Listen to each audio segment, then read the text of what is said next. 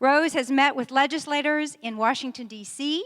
She has served as a consumer reviewer on congressionally directed Department of Defense breast cancer research panels and has been an advocate reviewer for the National Breast Cancer Coalition.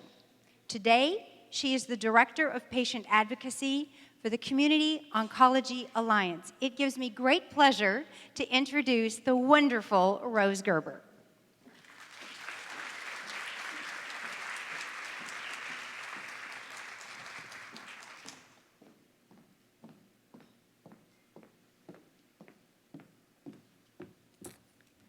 Hello, everyone.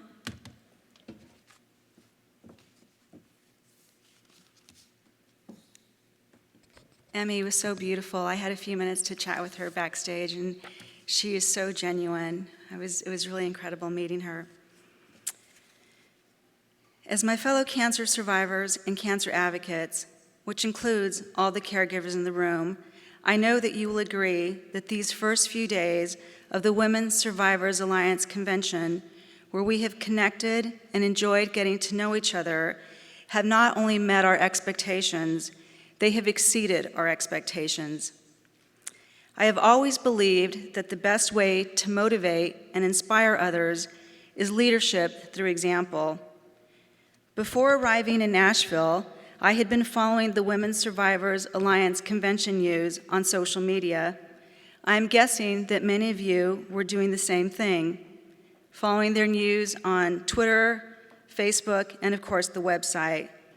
So that means that you may have seen some of the pictures and videos that I saw.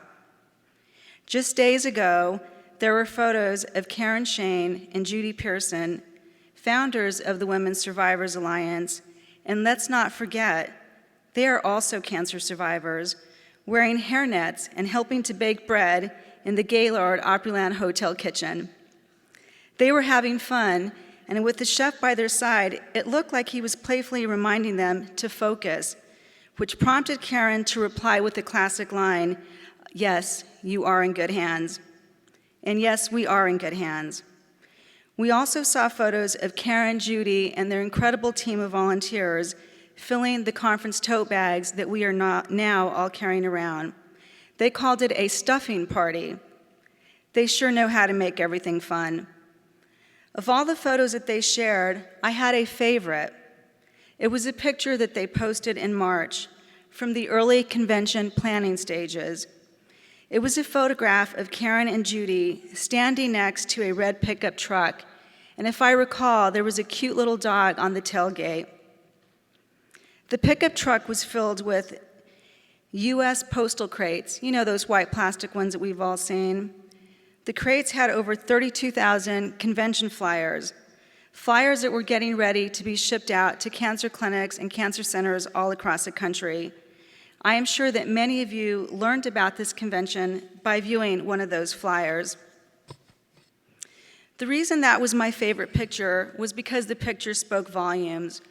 Whether it was motivating volunteers to fill up a truck with flyers or encouraging survivors from across the U.S. and Canada to come to Nashville to fill this room, it was truly inspiring to see what is possible when cancer survivors have the encouragement and collective support of family, friends, colleagues, and most importantly, their fellow cancer survivors by their side.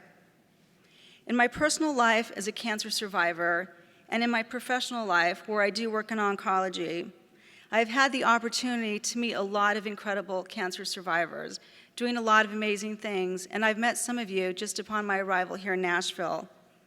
Yet I can say with complete honesty that Karen and Judy are the only cancer survivors that I have ever met that not only successfully launched this convention, they created a whole new town, Survivorville, a place where we are all here gathered today. Thank you, Karen and Judy, for all that you have done and for giving me this opportunity to be a part of something so special. Today I'm going to share some insight about my experience as a cancer patient and as a cancer advocate, an experience that began when I was diagnosed with breast cancer at an early age. The very long path from being a very scared patient with a very heavy heart, sitting in a chemo chair, into my current role advocating on behalf of all cancer patients on a national level. As I share my story, I hope that it helps you to visualize your own experience and how you can seek out your own path to becoming a cancer advocate. I will also give you a brief overview of ways to get involved in cancer advocacy and why it's so important for you to understand how national oncology issues impact survivors at the local level.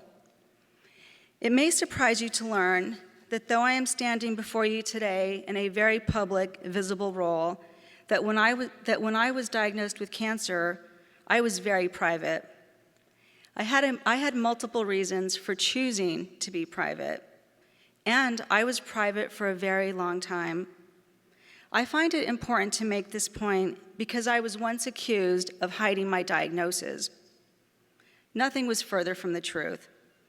The people closest to me knew that I had cancer. I just wasn't ready to talk about having cancer outside that very tight circle.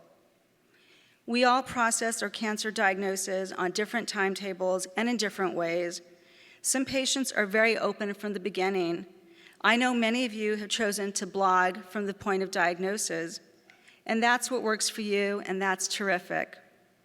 I also know people that are cancer survivors that have survived cancer for over 25 years, and it may shock you to know that they've never publicly disclosed the fact that they had cancer.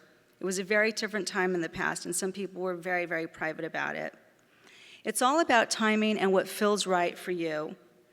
The same concept comes into play when you're deciding whether or not you want to get involved in cancer advocacy. The right time is only for you to decide. When I share these thoughts with you, I am sure that you will see yourself and many of your own patient experiences in some of my memories. As cancer patients and survivors, there are certain images and emotions that we can all remember. I am sure that each of you can remember where you were when you were told that you had cancer. Do you remember who was with you? I do. Were you with a family member, a best friend, a trusted coworker? Who was the first person that you told you had cancer, and what was their reaction? Was it what you expected, or did their reaction surprise you, maybe even disappoint you? Some other memories that you may probably have include what the doctor's office looked like, meeting your oncologist and nurse for the first time, getting an overview of the cancer clinic setting, the nurse showing you the chemo room and the radiation room, the lab where our blood was drawn, the staff working at the front desk of the cancer clinic, the imaging rooms where we had our MRIs, our ultrasounds. These are our shared memories. Well, in that photo gallery of images, I also have two very distinct personal images that are forever seared in my mind. The first one was a surgeon's office where my husband and I received the news of my cancer diagnosis. Like many men, my husband had never really displayed a lot of emotion. Rather, he has always been very calm, cool, and collect. You can never really know what he was thinking. However, the day that we were in the surgeon's office, I saw a new side of my husband. Dr. Riesfeld had just informed me that I had a rare subtype of breast cancer. I was HER2 positive, the cancer was already in my lymph nodes, and there were multiple negative indicators. I was looking straight at my doctor, but when I heard the words, "You have cancer," my mind froze. I went completely blank. All I can remember is that I looked over at my husband, and I saw a different side of my husband. A chill went over my body because I saw tears in my husband's eyes. My normally hard-to-read husband was fighting back tears, so I knew that immediately that I was dealing with something very serious. I can only imagine what fears crossed his mind. He was 35 years old. His wife had just been diagnosed with cancer, and we had two little kids at home. And now I will tell you what the second memorable image of my cancer diagnosis was: a yellow school bus. All of us know that there is never a good time to get a cancer diagnosis. As Karen and Judy have stated, this cancer convention represents all cancers, all ages, and all stages. However, there are additional challenges when you are diagnosed as a young mom. Breast cancer occurs in young women only a very small percentage of time. In fact, the average age for breast cancer diagnosis is 67. I was in that group of the women under the age of 40. At that time of our life, our daughter Isabella was in kindergarten. She was the cutest little girl.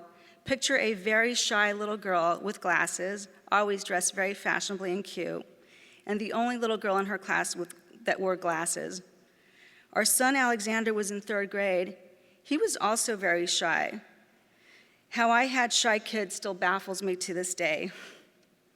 Alexander spent his free time like a lot of 8-year-old boys, playing video games and in the afternoon being a Cub Scout. I bet many of you can visualize those blue and gold uniforms and the matching baseball caps that go with it. So while on the one hand, I was very aware of the seriousness of my cancer diagnosis, how could I not be? I was bald, I had no eyebrows, no eyelashes. My daily routine made it impossible for me not to remember what was happening in my life and what I was dealing with. Getting ready for the day involved putting on my wig, painting on my eyebrows and my eyelashes, and I always did a really bad job too, especially with my eyebrows. I was never good with that. And through it all, I was trying to remind myself to exhale.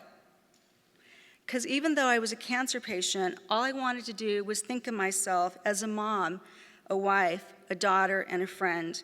In other words, feel normal. So at that stage of my cancer experience, becoming involved in cancer advocacy was nowhere in my frame of mind. So where was my mind? My mind was probably where your mind was when you were diagnosed and going through treatment. I was thinking about my family. Remember I mentioned the yellow school bus, that it played a very important part of my cancer memories? Well, it was that very school bus that occupied my mind. My daughter Isabella was in half-day kindergarten, which meant she got out of school at 11:30, and my son Alexander in the 3rd grade got out just a few hours later. Of course, my husband could meet the school bus, but I wanted to be there. I wanted to be there waiting for them when they got home from school. The bus became very symbolic to me. In many ways, it represented my focus, my fears, and my goals as a cancer patient. I wanted to be there.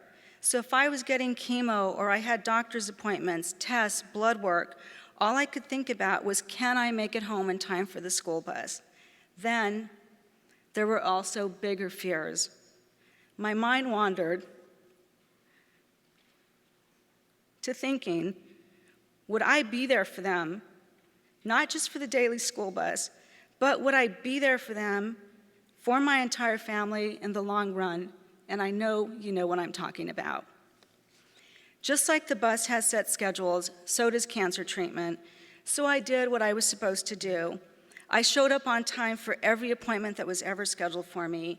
I had extensive treatment, 8 cycles of chemotherapy over 6 months, 33 treatments of radiation, multiple surgeries, 5 years of hormonal treatments, being jabbed with needles in my arms, hands, feet, abdomen, and port more times than I could ever possibly remember.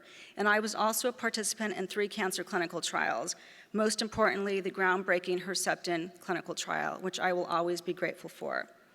As I continued through treatment, my initial fears started to subside, and I started to feel hopeful. I began to feel like many of you might be feeling or have felt. I wanted to do something to help out other cancer patients. But I started wondering, how could I get involved in volunteering and cancer advocacy? Where could I begin? I wasn't sure what I was good at. I knew what I wasn't good at. I was petrified of fundraising.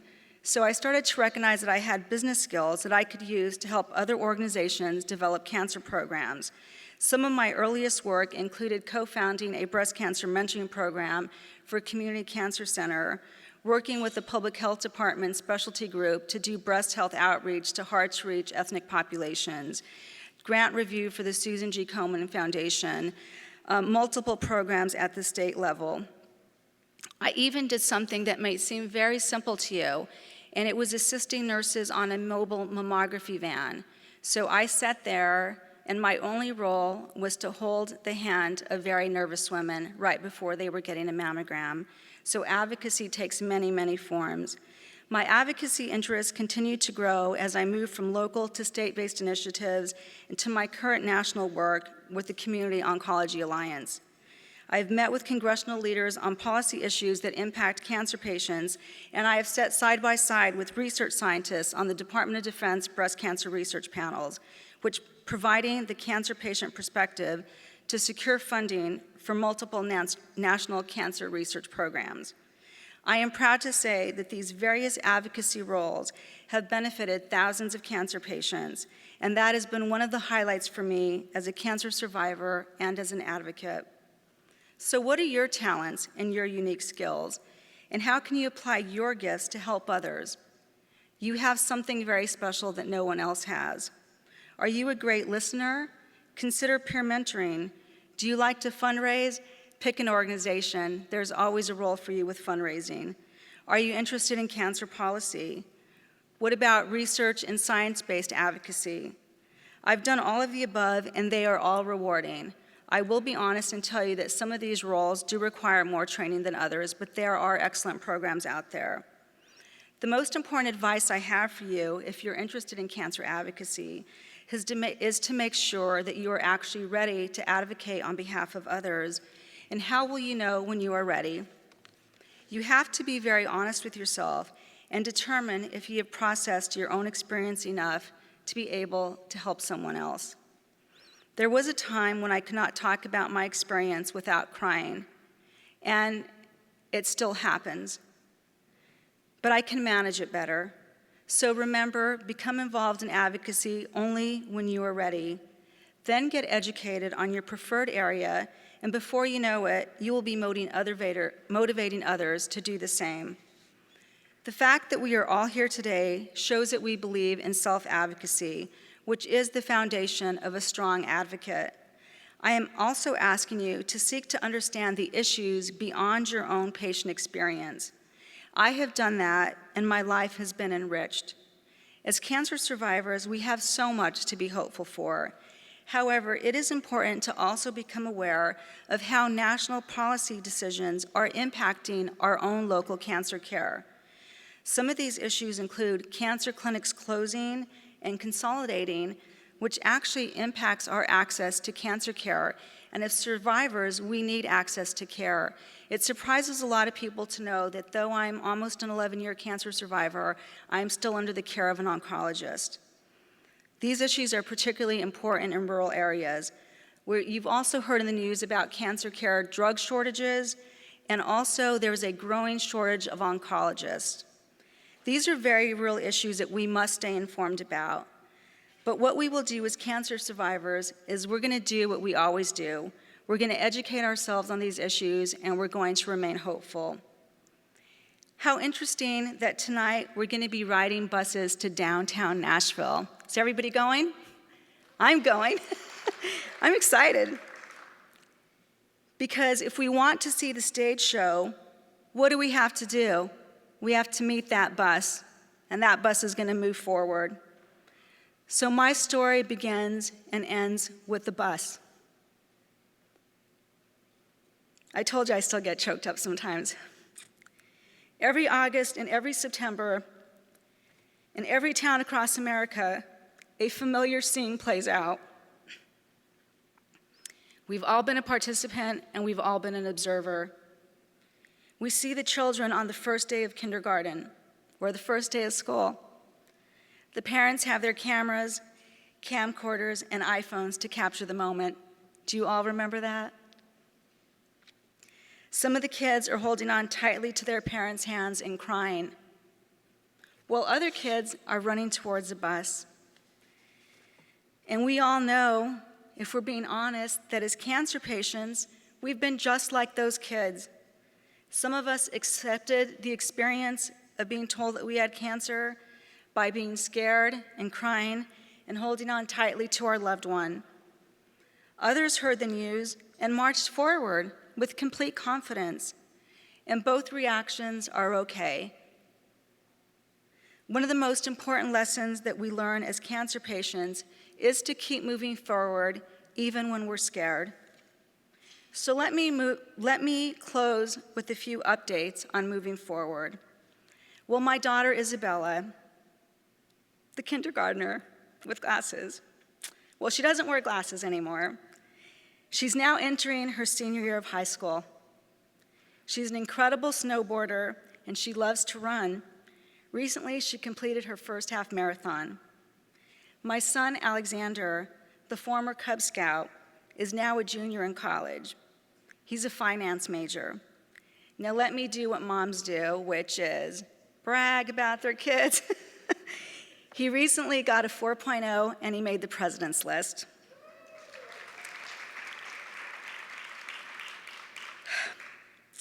And my husband, Robert. I want to take a minute to just really thank all the caregivers.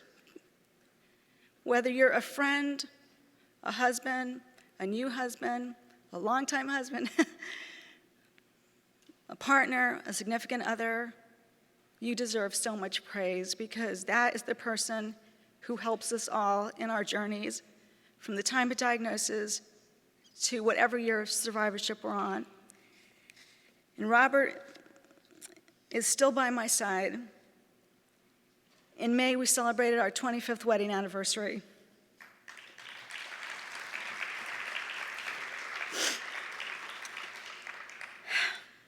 As cancer survivors, we know not to take any day for granted. So I encourage you to get involved in any type of cancer advocacy. You will find the role that works right for you, and trust me, you have a gift to offer to someone.